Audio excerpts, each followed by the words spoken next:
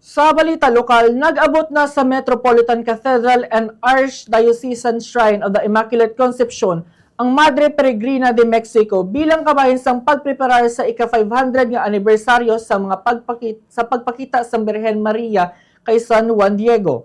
Sa interview sang Bombo Radio kay Leo Valenzuela, iyagin pahayag nga once in a lifetime experience lang ang makita ang amo nga imahen, rason nga wala ini nagpangduha-duha sa pag-upod sa pagsugata sini sa probinsya.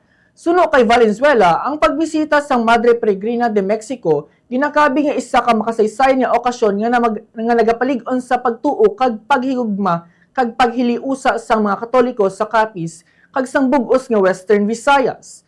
Nahibaluan nga subong nga adlaw maga-organisar sang welcome mass alas 3 sang hapon nga pangunahan ni Most Reverend Victor B. Bendico sang Archbishop of Capiz. Mayara man sang regular mass, healing session kag prayer vigil sa amuman nga adlaw. Samtang sa Agosto 29, Sabado, yara sa schedule ang prayer vigil kag healing caravan pakadto sa Dao, misa sa St.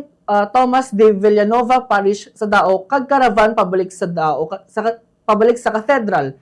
Mayara man sa anticipated masses kag dugang nga prayer vigil kag healing session. Sa Agosto 30, Domingo, pangunahan naman sa Arsobispo sang Capiz ang farewell mass antes mag-ibiyahe ang sagrado nga imahe pakadto sa Kalibo alas 12:30 sang udto. Yari pamati ang tang nangin kabahin sang pahayag ni Mr. Leo Valenzuela. Once in a lifetime lang nga nagkadto dire kag alin dito sa parokya sa Mother Mary of Guadalupe sa Pototan.